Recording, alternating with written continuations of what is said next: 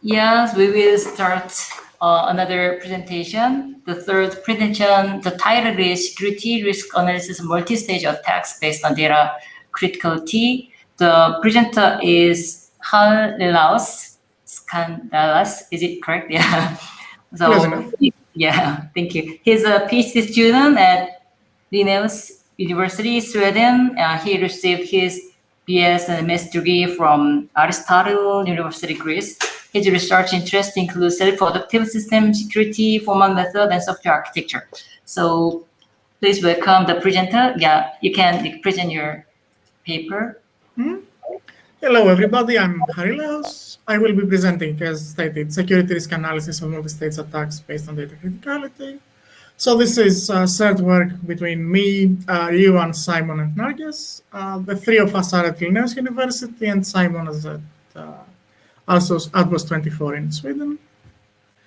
And the structure of this talk is as follows. I will begin with an introduction to the problem and some motivation. I will then discuss our approach, continue with an evaluation of our approach on a case study, and then offer some closing remarks. So, in the current security landscape, attacks are frequent, efficient, and multifaceted. And when they succeed, they incur significant costs both to an organization's reputation and its operations. To prevent such attacks, security risk analysis is becoming of increasing importance, and it can be used to essentially prevent or mitigate attacks or prioritize security issues should preventing and mitigating attacks fail. When discussing security risk analysis, there are two important aspects to take into account. First, that the data stored in assets has value to both to the attacker and the organization itself, and to the users, essentially. So that leads us to a discussion about data criticality. And the second discussion has to do with multi-step attacks. We have identified that attacks out there are not independent, rather they are interdependent, and they use one as a staging ground to perform a more complex attack. When we discuss data criticality, it is fairly well known that when data in assets is leaked, lost, or tampered with, organizations suffer from a loss of reputation or monetary costs. But we can also see that all data that is stored in a network is not of equal value.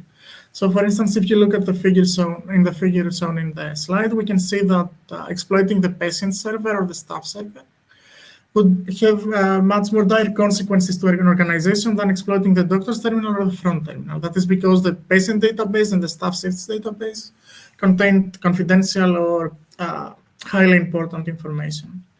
Therefore, it is important to also consider data criticality when we are analyzing security risk. Now, moving on to how to model multi-stage attacks, one popular security risk analysis approach is graphical threat models. Those include attack graphs and attack trees. In this paper, we will focus on attack graphs. An attack graph is essentially a graph that shows the dependencies between the attack steps in a complete attack. And essentially, it shows all the possible scenarios in which the attacker can reach their attack goal. Usually, security risk analysis in attack graphs is done via security risk metrics. But to the best of our knowledge, there is no security risk metric that takes into account data criticality when evaluating the security in an attacker. In this paper, our aim is to bridge that gap by incorporating data criticality into attack graph metrics, essentially. So to discuss our overview, we begin with vulnerability specification and exploit specification. The vulnerability specification is the specification of the set of vulnerabilities available in the network. And the exploit specification is the specification that shows how they can be combined or chained to form more complex attacks. We feed both of those to an attack model generator. And from that attack model generator, we get a logical attack graph. We then specify asset criticality. Essentially, for each asset, we specify how important the data stored in it is. And then we use a combination of security impact and data criticality metrics, which we fuse into metrics themselves. to reason about both.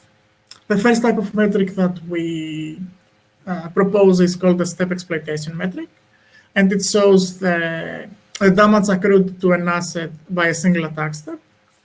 While the second metric we propose that builds on the step exploitation metric is called an asset exploitation cost metric and shows the damage to the whole asset.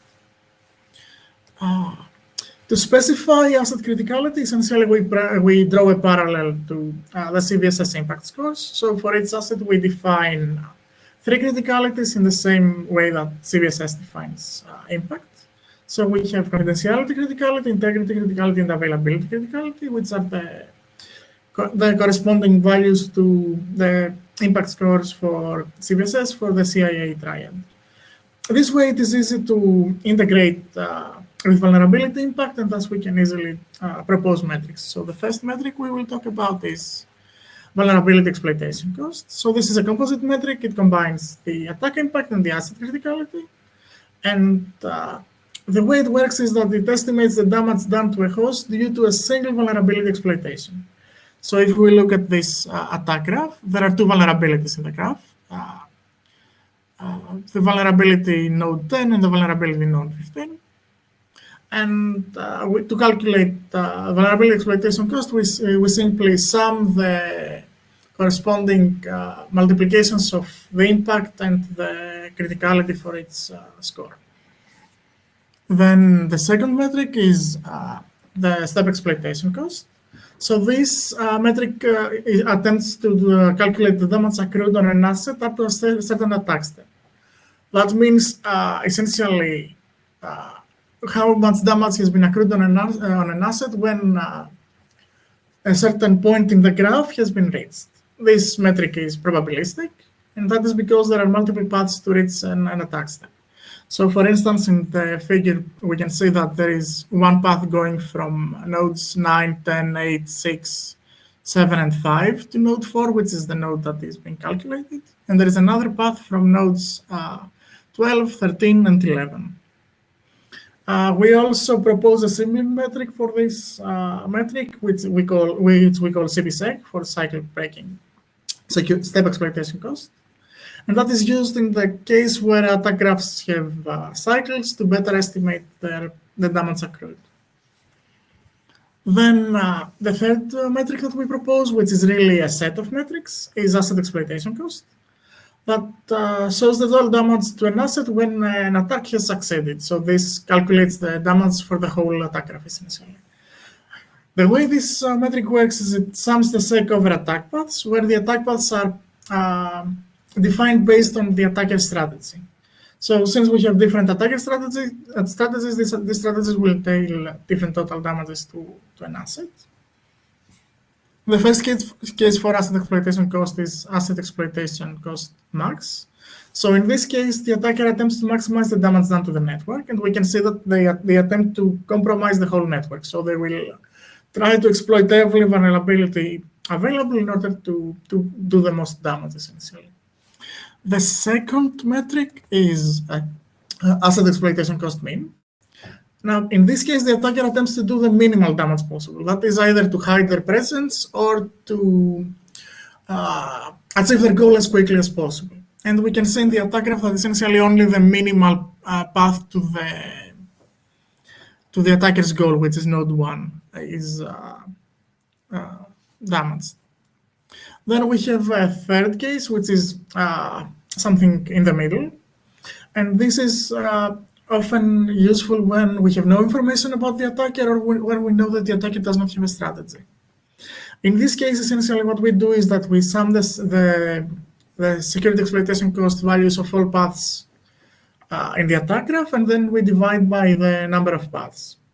This essentially estimates what the sec cost over an average path would be. Then, to evaluate our approach, we have performed experiments in real-life networks shown in the figure. We have performed two kinds of experiments on the same network. The first one aims to maximize the damage done to the network, while the second one attempts to get code execution just on Pleasant 2. So the network is composed of 5 hosts, essentially. 3 of them are connected to a proxy and are shielded from the internet in that way, and the other 2 are connected to the internet directly. And then there is also a LAN network on the bottom layer that connects all 5 of them together. In this table, we can see the services on each host, the number of its vulnerabilities, and the 3 criticalities for each of them. I will only focus on the 2 most important hosts that will appear later. So first, we can see that player hell is the host with the most vulnerabilities and the highest criticality in terms of averaging all 3 criticalities, while Pleasant 2 comes second, essentially, if we combine both number of vulnerabilities and criticality. Now, if we talk about step exploitation cost results for experiment 1, that was the experiment where the attacker is trying to maximize the damage done to the network. We can see that essentially in these figures, what we show is the damage accrued to a host as the attacker closes in on their goal. So the x-axis shows how far the attacker is from their goal, and the y-axis shows the sec value or the CBSec value. We can see that as the attacker closes in on their goal when they are trying to do the maximum amount of damage, all hosts in the network are exploited equally. So they're trying to maximize their damage. So both the sec values go up and all the hosts are considered equally. Then if we look at experiment 2, where the attacker is trying to just get code execution on Pleasant 2, we can see that that in the first steps of the attacker is attempting to get to Pleasant 2, and once they get an access to Pleasant 2, they just continuously try to exploit that node in order to get code execution on it. And it's interesting to look at CBSec in this case because that attack graph has cycles. And we can see that the cost of the attack of the damage accrued rises quite quickly in that case. Nevertheless, if we look at the asset exploitation cost results, we can see, comparing experiment 1 with experiment 2, that in the first case, player hell is the one that has the most damage accrued in all 3 cases. And we can notice that this is exactly because it was the host with the most vulnerabilities and the highest asset criticality. And it is followed by Pleasant 2, which was the second one.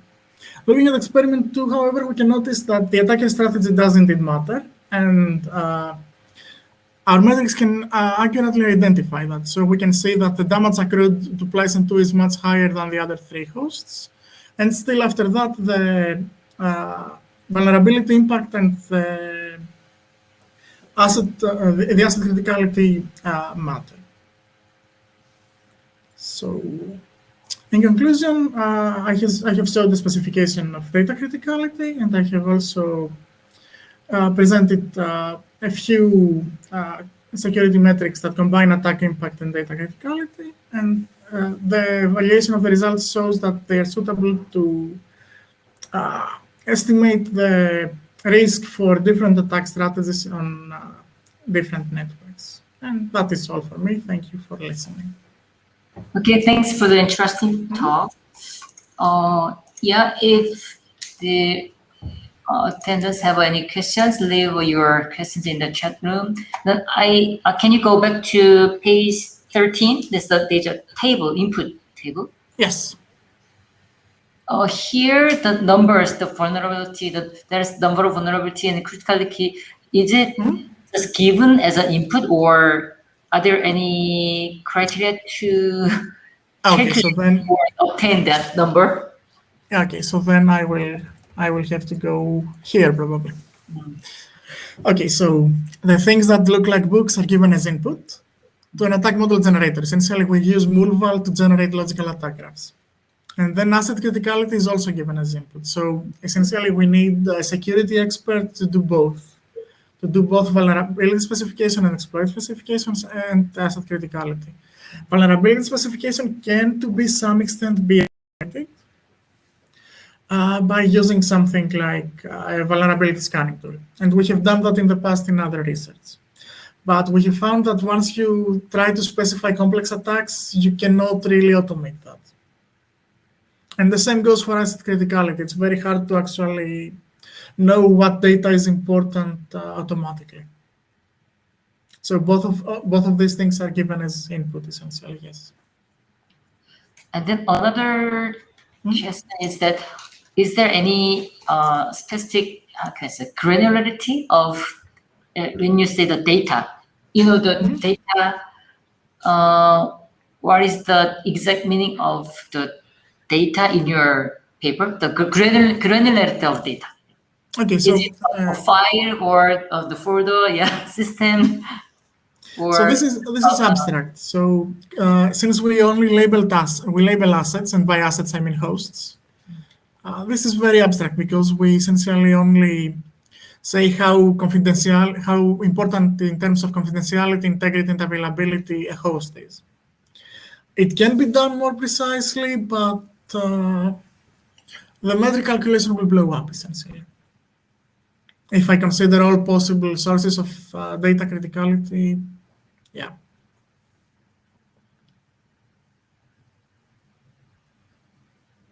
And also, can you explain the future of two, the extension of this work? Which one? The future research direction you are thinking. Oh, future research direction. So essentially, we are thinking about, first of all, we need to try more networks because this is a small network that was given to us by Atlas 24 essentially. But other than that, we also would like to be a bit more precise in specifying the asset exploitation cost. So if you notice, this metric is not very precise. It just does an averaging. So that also needs some improvement. So do you think it would be better to add more metrics other than three? So adding more metrics, possibly, but they would look very similar because of the way we have defined, the way we integrate asset criticality. So essentially, if we look at VEC, which is our base metric, what VEC does is it multiplies essentially impact and criticality, and then sums it up for all three of the CIA triad. So if we use some other graph-based metric, because there are other graph-based metrics proposed in the literature, so something like shortest paths or mean number of paths, and etc. All of these would work in a similar way. So yes, we also could try those, I guess. And maybe it would be my last question. Is these three metrics independent or orthogonal? No, they all depend on each other, right? So VEC is completely independent, so it only takes into account the two specifications. Then we build SEC based on VEC, because essentially the way we calculate VEC is we take the sum of all the VEC scores of all nodes that can reach the node in question, and then we multiply with the probability that this node will be reached in the graph.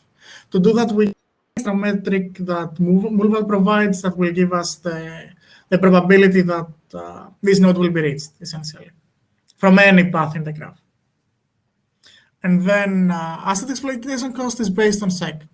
So you either sum up the SEC of all nodes in the graph, or you sum up the SEC of all nodes in the critical path, or you sum up the SEC values of all paths in the graph and we divide over the number of paths.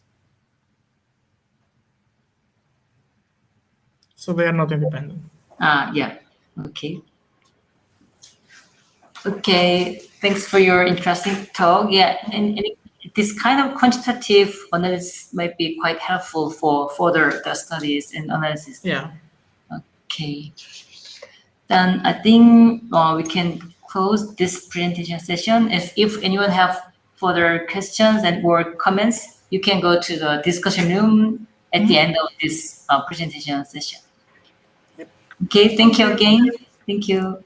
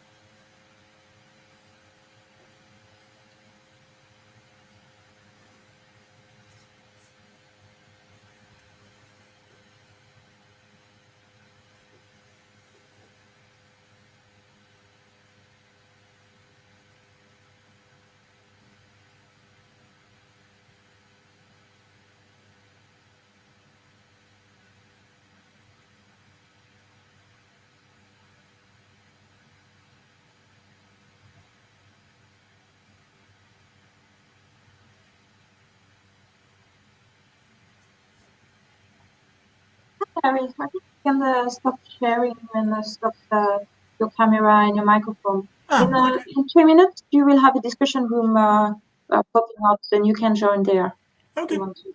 Yep. Thank you, Harry.